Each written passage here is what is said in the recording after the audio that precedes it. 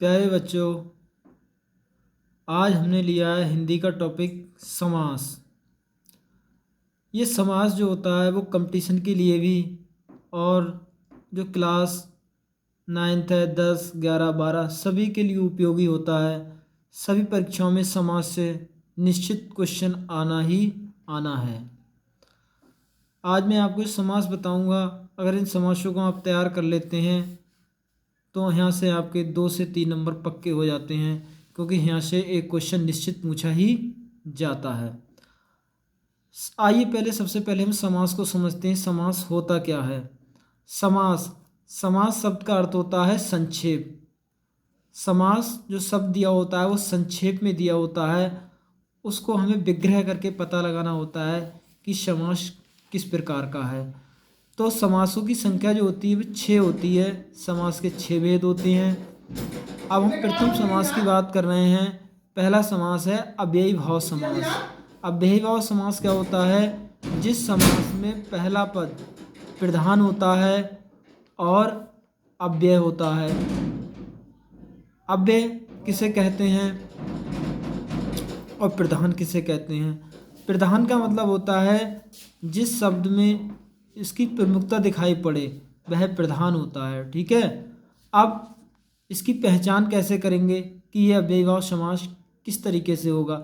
यदि समस्त पद के आरंभ में भर, निर, नी, प्रति, यथा, बे, आ, वा, अप, यावत, अधि, अनु आदि शब्द दिए हों तो वहाँ अव्ययी समास होता है। ये जो शब्द मैंने आपको बताए हैं, ये शब्द जो हैं किसी शब्द के प्रारंभ में लगे होंगे तो आप पहचान सकते हैं कि यहाँ जो समास है वो अव्ययीभाव समास होता है।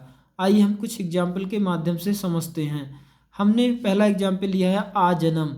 तो जन्म से लेकर, आजन्म का मतलब क्या होता है? जन्म से लेकर। आ शब्द आ गया, हम पहचान लिया। यहाँ आया जन्म से लेकर, द्वितीय पद की क्या है? यहाँ प्रधानता है। तो इसलिए ये समास कौन सा हो गया? पहला पद क्या हो गया? यहाँ पे प्रधान हो गया। यथाशक्ति, शक्ति के अनुसार। यथा क्या है? यहाँ पे एक क्या है? उपसर्ग है, और उपसर्ग है इसीलिए यहाँ पे समास कौन सा होगा? अव्ययी भाव। प्रतिदिन, प्रतिदिन का मतलब क्या हुआ? दिन, दिन। तो समास कौन सा होगा? प्रति आ गया, प्रति यहाँ पे निर्जन, प्रतिकूल, उपकूल, रातों रात, हाथों हाथ, धीरे धीरे। ऐसे शब्द आए तो आप पहचान सकते हैं कि कौन सा समास है। यहाँ पे अव्ययी भाव समास है। अब हमने दूसरा समास लिया है तत्पुरुष समास। तत्पुरुष समास किसे कहते हैं? जिस समस्त पद का उत्तर पद प्रधान होता है और पूर्व पद गौड़ हो वहाँ तत्पुरुष समास कहलाता है, तथा उत्तर पद की प्रधानता हो। उत्तर पद का मतलब दूसरे पद, उत्तर पद का मतलब दूसरे पद की जहाँ प्रधानता होती है वहाँ पे कौन समास होता है? तत्पुरुष समास होता है। एग्जाम्पल हमने लिया है पहला रसोई घर। तो घर उत्तर पद है और कैसा है? जे प्रधान है। और घर किसके लिए है? रसोई के लिए है। तो घर किसके लिए है? रसोई के लिए। तो यहाँ पे कौन सा समास हो गया? तत्पुरुष समास। पाठशाला, शाला किस लिए है? पाठ के लिए। पाठ के लिए शाला है, इसलिए पाठशाला का समास होगा? तत्पुरुष समास होगा। जीवन साथी, साथी किसके लिए है? जीवन जीने के लिए, जीवन का साथी। तो हमारा कौन समास होगा? समास का जब विग्रह किया तो अर्थ निकल के आया जीवन का साथी। तो इस तरीके से हमने समझा एग्जाम्पल के माध्यम से। आइए हम एक दो एग्जाम्पल और देखते हैं। पॉकेट मार, पॉकेट मार, पॉकेट को मारने वाला। मारने वाला क्या? किसको? पॉकेट को। तो मारने वाला प्रधान है, काय को? पॉकेट को। सप्त ऋषि, ऋषि कितने हैं? 7। यहाँ पे 7 ऋषियों के समूह की बात हो रही है। राज दरबार, दरबार किसका? राजा का। तो राजा का दरबार। राजकुमार, कुमार किसका है? राजा का। तो राजकुमार। भक्त, देश भक्त, भक्त किसका? देश के लिए, देश का भक्त। संगीतज्ञ, ठीक है, तो संगीत को जानने वाला। गगनचुंबी, गगन को चूमने वाला। तो इस तरीके से हम समझ चुके हैं कि इन समासों का विग्रह करने पर कहीं को, का, के लिए हैं ऐसे शब्द यहाँ से निकल के आएंगे तो वहाँ पे जो समास होगा वो कौन समास होगा? आप बड़ी आसानी से बता सकते हैं कि यहाँ पे तत्पुरुष समास होगा। अब दूसरे समास की बात करते हैं कर्मधारय। कर्मधारय समास क्या होता है? जिस समस्त पद में उत्तर पद प्रधान हो और पूर्व पद विशेषण हो वहाँ पे कर्मधारय समास होता है। जिस समस्त पद में उत्तर पद का दूसरा पद और पूर्व पद क्या हो, विशेषण हो। विशेषण मतलब जो पद की विशेषता को बताता है उसे हम विशेषण कहते हैं, ठीक है।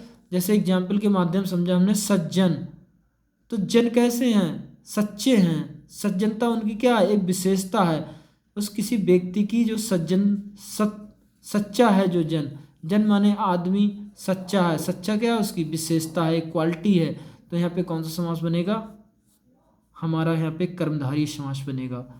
लाल किला, तो किला कैसा है, लाल है, वो लाल विशेषता को दिखा रहा है। लाल यहाँ पे क्या है, विशेषता। जो लाल किला है वो कैसा है, लाल है, इसलिए यहाँ पे ये लाल जो शब्द है वो विशेषण है। चंद्रमुख, मुख कैसा है, चंद्रमा के समान, तो चंद्रमा यहाँ पे विशेषता मुख की बता रहा है।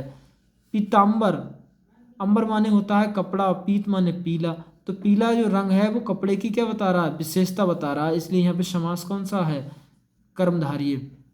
महावीर, वीर कैसे हैं, महान हैं, महान है जो वीर, वो कौन सा समास होगा, कर्मधारय। लौह पुरुष, लोहे के समान पुरुष। नीलोत्पल, नीला उत्पल, परमेश्वर, परम ईश्वर। चरण कमल, चरण कमल के समान।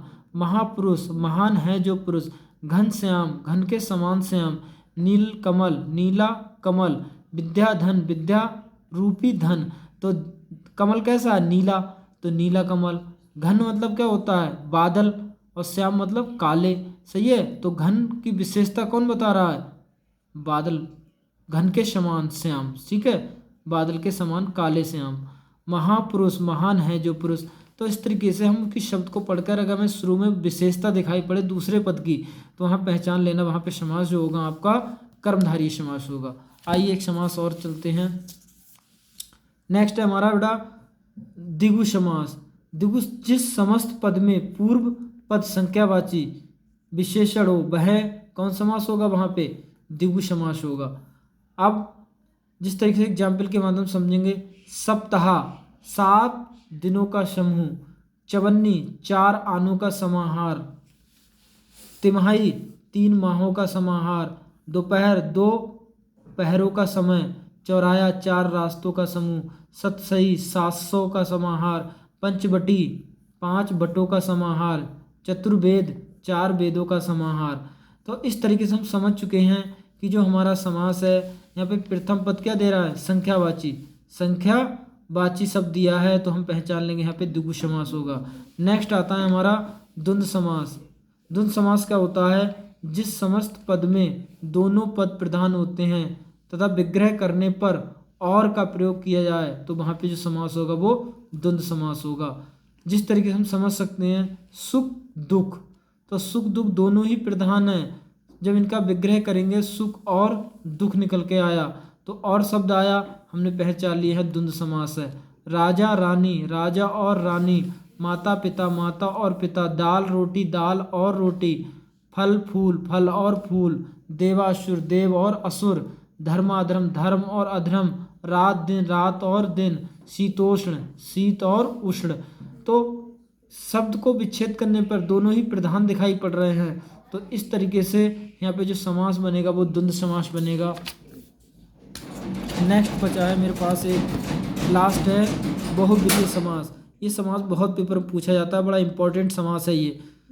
जिस समस्त पद के दोनों पदों में से कोई भी पद प्रधान ना हो और कोई अन्य पद बाहरी प्रधान हो वहाँ बहुब्रीहि समास होता है।